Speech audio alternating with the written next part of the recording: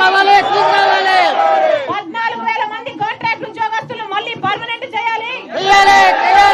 Visakha steel privatise చేయనీయము అని హామీ ఇవ్వాలి. రైల్లో విలీనం చేస్తాము అని హామీ ఇవ్వాలి. యాక్టివ్ మైన్ వెంటనే ఏర్పాటు చేయాలి. విశాఖ స్టీల్ కానీ ఈ కార్మికులు కానీ ఏ లోటు ఉండదు, ఏ డోకా ఉండదు అని హామీ ఇచ్చిన తర్వాతనే చంద్రబాబు గారు ఇక్కడ నుంచి బయలుదేరి వెళ్ళాలి. కాంగ్రెస్ పార్టీ హెచ్చరిస్తుంది ఈ రోజు చంద్రబాబు గారి ప్రభుత్వాన్ని.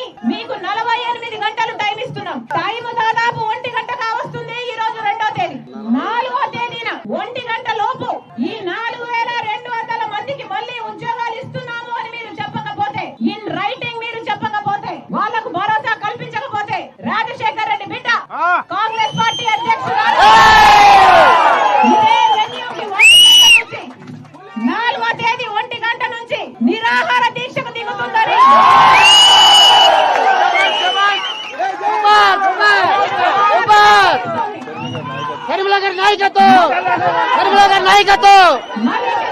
నాయకత్వం